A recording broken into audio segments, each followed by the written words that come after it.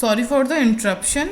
वो वीडियो हमारी सिर्फ पर्पस ऑफ CIM तक रह गई है, ये उसी का एक्सटेंडेड पार्ट है, आप लोग उसी के आगे से कंसीडर करिएगा। अब हमारा जो नेक्स्ट टॉपिक है वो है ऑटोमेशन, लेकिन उससे पहले हम लोग ये समझेंगे कि हमारा CIM का प्रोसीजर और प्रोसेस कैसे हम फॉलो करते हैं। तो जो हमारा प्रोसेस अंडर CIM है, अब हमारे को क्या करना है, हमारी कोई भी एक इंडस्ट्री है, मान लो कि ये मेरी इंडस्ट्री है। अब इस इंडस्ट्री के अंदर ये मेरी इंडस्ट्री काम कैसे करेगी, कोई भी मैन्युफैक्चरिंग यूनिट है उसको हम कैसे काम में लाएंगे। तो सबसे पहले हमें क्या करना पड़ेगा, हमें डिमांड चाहिए कि भाई हमारा अगर कोई भी प्रोडक्ट बन रहा है, वो प्रोडक्ट हम तभी बनाएंगे जब उस चीज़ की डिमांड होगी, और तब जब तक से हमारे पास डिमांड नहीं होगी तब तक हम सप्लाई नहीं कर पाएंगे किसी भी चीज़ का। तो किसी भी तरह के प्रोडक्शन के लिए जो दो बेसिक नीड्स हैं उसमें से एक होती है हमारी डिमांड, दूसरी होती है सप्लाई। तो ये स्टेप फर्स्ट और एंड स्टेप तो हमें समझ में आ गया। अब इन बिटवीन इनके क्या क्या प्रोसीजर होते हैं वो अब हम पढ़ते हैं। हमारे पास डिमांड आ गई। फॉर एग्जांपल मैं एक छोटा सा एग्जांपल लेके चलती हूँ कि हमारे को किसी ने ऑर्डर दिया कि हमें कुर्सियाँ बनानी है, ठीक है। तो हमारी डिमांड है कुर्सियों की।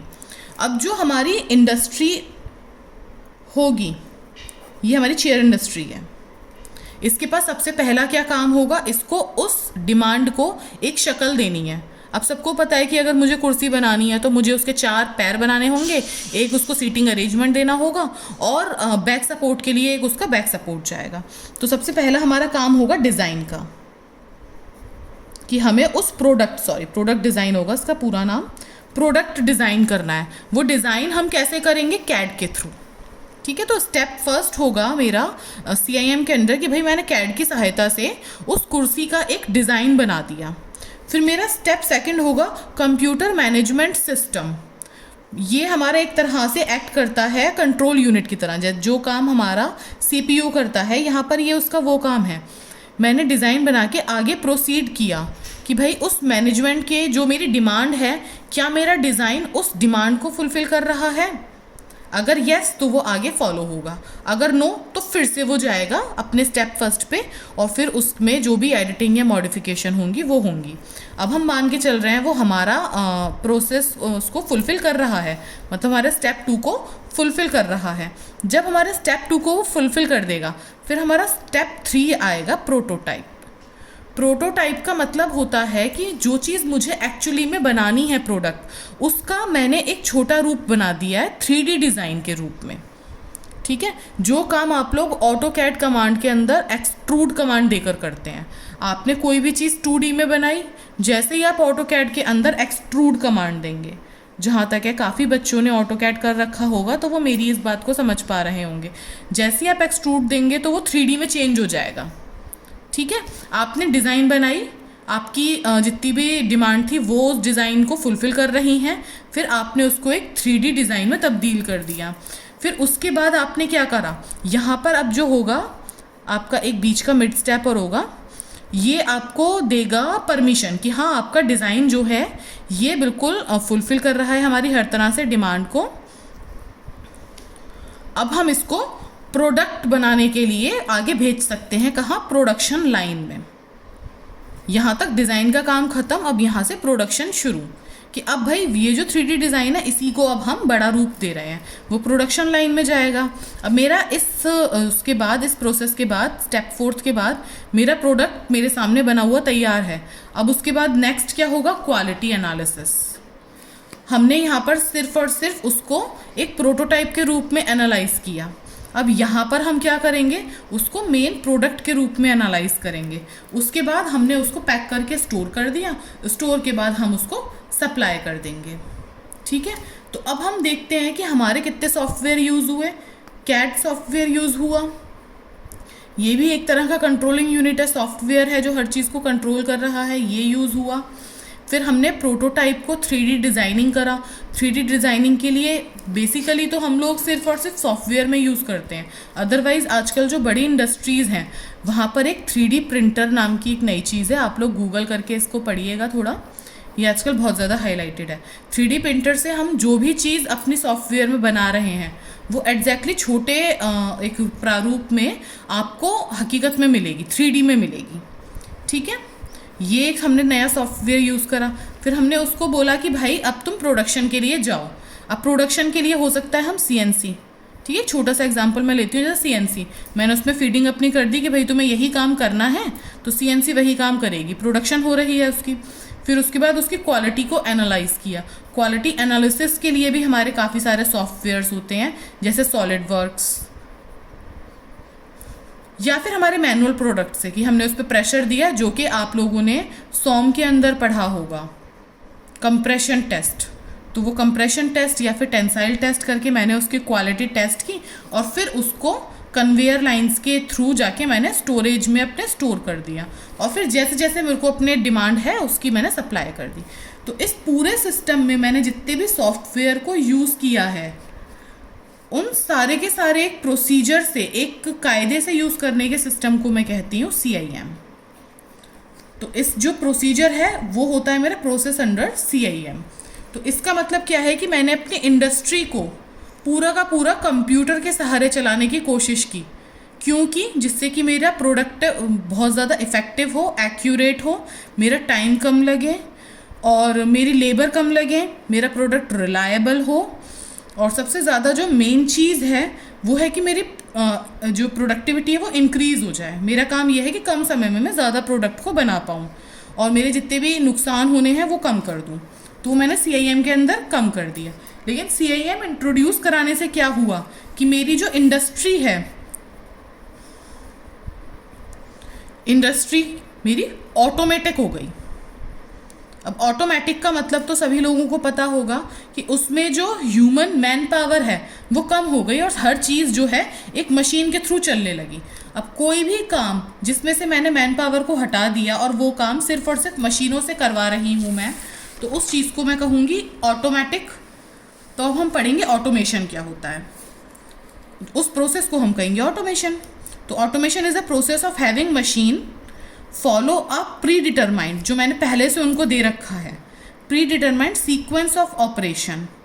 यहाँ पे मैंने एक चीज़ हाईलाइट की है, विद ऑपरेटर ओनली। मशीनें खुद कभी नहीं चलती हैं, उनको ऑपरेट करने के लिए एक ऑपरेटर चाहिए, लेकिन उसके बाद मुझे किसी भी ह्यूमन लेबर की ज़रूरत नहीं है। ठीक है, तो ये ऑटोमेशन एक प्रोसेस है जो मशीन को एक ऑलरेडी डिज़ाइंड सीक्वेंस का काम दे देगा and device that perform the control manufacturing process, और वो डिवाइस उस मैन्युफैक्चरिंग प्रोसेस को कंट्रोल करेगी। ठीक है, कंटिन्यू करते हैं अब हम ऑटोमेशन को।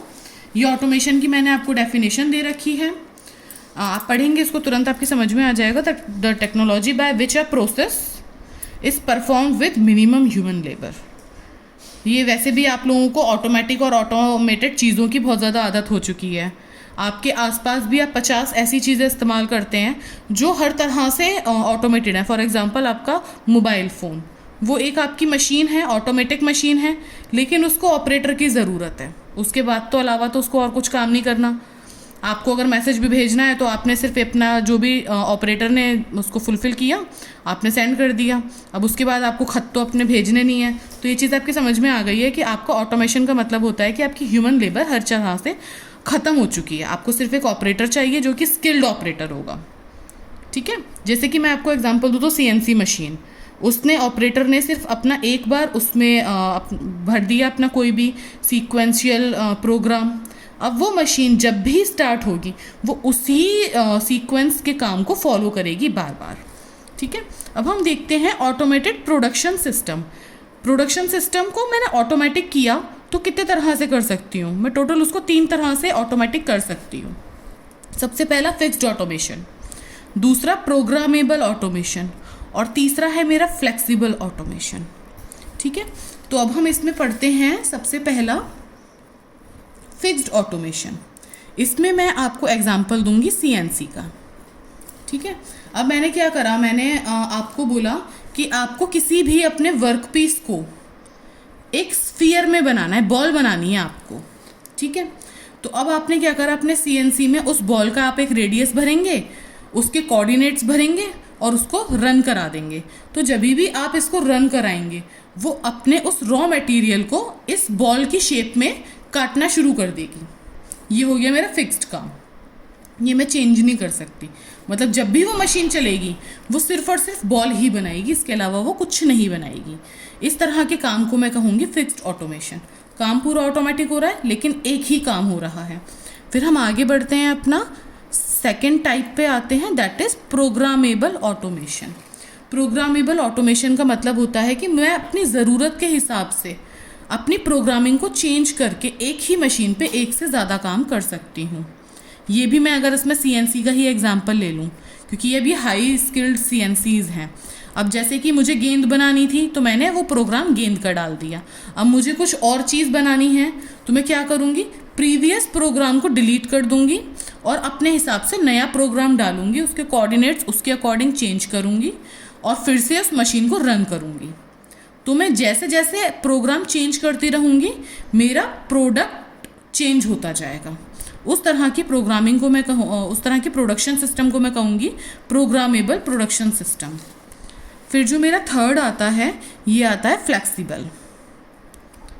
फ्लेक्सिबल का मतलब होता है कि मैं एक ही मशीन से एक से ज़्यादा काम एक ही समय में करवा सकती हूँ।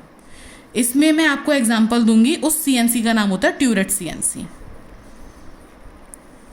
आप लोगों की CNC का मतलब मैं कॉमन एग्जांपल लेती हूँ, लेथ। ठीक है, लेथ तो सबने देखी होगी, लेथ खराद मशीन सबने देखी होगी। उसी की ऑटोमेटिक वर्जन होता है CNC। मतलब उसमें एक बार में एक ही टूल लग सकता है, मतलब काम भी एक ही होगा। अब फ्लेक्सिबल में मैं एक एग्जांपल लेती हूँ अपने ट्यूरेट CNC का। उसमें एक बार में 6 ऑपरेशंस होते हैं, क्योंकि उसमें 6 टूल्स लगे हुए होते हैं। तो आप 6 काम एक साथ कर सकते हैं अपनी सहूलियत के हिसाब से। तो आप किसी भी काम को फ्लेक्सिबल कर पाएँ बिना पुराना प्रोग्राम चेंज किए, उसको हम बोलेंगे फ्लेक्सिबल प्रोडक्शन सिस्टम। ठीक है, तो आप लोगों ने अब तक ये पढ़ा कि कैड कैम सिर्फ एक सॉफ्टवेयर है। उस सॉफ्टवेयर को अगर मैं प्रोडक्शन लाइन में इम्प्लीमेंट करती हूँ, उसको लगाती हूँ, तो मेरा कंप्यूटर इंटीग्रेटेड मैन्युफैक्चरिंग हो जाता है, कहा जाता है उस चीज़ को। फिर इसका मतलब है कि अगर मैंने पूरी की पूरी अपनी इंडस्ट्री को सिर्फ सॉफ्टवेयर और कंप्यूटर से ही प्रोसेस करवा रही हूँ, तो उस तरह के इंडस्ट्री को ऑटोमेटेड या ऑटोमेटेड प्रोडक्शन सिस्टम्स कहा जाता है। अब आगे की बात, एक और आपका इम्पॉर्टेंट टॉपिक है, ये भी इम्पॉर्टेंट टॉपिक है आपका, रोबोटिक्स। रोबोटिक्स क्या होता है? रोबोटिक्स होता है आपका कि अब तक आपने जो कुछ भी देखा है, जैसे कि आपने मैकेनिकल मशीन्स देखी, इलेक्ट्रिकल सिस्टम्स देखे, इलेक्ट्रॉनिक्स देखी, उन सबको अगर मैंने इकट्ठा कर दिया और उन सबको इकट्ठा करके मैंने एक ही प्रोसेस उसको करवाना चाहा, तो उसको मैं कहती हूँ रोबोटिक्स। आपके रोबोटिक्स का गोल क्या होता है? सिर्फ डिज़ाइन इंटेलिजेंट मशीन्स। इसका सबसे कॉमन और बहुत इजी सा एग्जांपल है आपका गूगल स्पीच। अगर आप कभी भी अपने गूगल को कुछ बोल के कमांड देते हैं, वो काम फुलफिल करता है। दैट मीन्स उसमें आर्टिफिशियल इंटेलिजेंस है। ये जो वर्ड मैं इसको ब्रैकेट कर रही हूँ, आजकल सारे के सारे काम इस इंटेलिजेंस पे टिके हुए हैं। इसका बेसिकली नाम होता है आर्टिफिशियल। इंसान तो वो है नहीं, तो जो भी चीज़ है वो आर्टिफिशियल बनी हुई है। तो अगर मैं किसी को भी आर्टिफिशियल इंटेलिजेंस दे देती हूँ, आर्टिफिशियली सोचने समझने की क्षमता दे देती हूँ, उस चीज़ को मैं कहती हूँ रोबोट। और उस रोबोट को अगर मैं अपने काम में ले रही हूँ, तो उस साइंस को हम कहते हैं रोबोटिक्स। ठीक है, तो मेरा इसका गोल क्या होता है, मेरा इसका ऑब्जेक्टिव क्या है? The goal of robotics is to design intelligent machines. यहाँ पे इंटेलिजेंट का मतलब है आपकी आर्टिफिशियल, उसके अंदर मुझे बुद्धि नहीं भरनी है। That can help and assist human. क्यों उसको आर्टिफिशियल कहा? क्योंकि वो चलेगा आपके ह्यूमन के ब्रेन से ही। आप उसको असिस्ट करोगे, उसको प्रोग्राम दोगे, उसको ऑर्डर दोगे, और ये रोबोट आपके सिर्फ और सिर्फ ऑर्डर्स को फॉलो करेगा। और आपके जो रोज़मर्रा के काम हैं, जो आपके इंडस्ट्री में हज़ार्डियस काम है, कभी कभी ऐसा होता है बिल्कुल खोलते हुए लोहे को आपको बाहर निकालना है, जिसमें काफ़ी सारी ह्यूमंस की लाइफ इफ़ेक्ट होती है, तो वो काम हम रोबोट से करा सकते हैं। और वो रोबोट को असिस्ट करेगा हमारा ह्यूमन। किस सिद्धांत से? आर्टिफिशियल इंटेलिजेंस से। तो आप हमेशा याद रखेंगे कि रोबोट को प्रोसेस करने का लॉ क्या होता है? Artificial intelligence.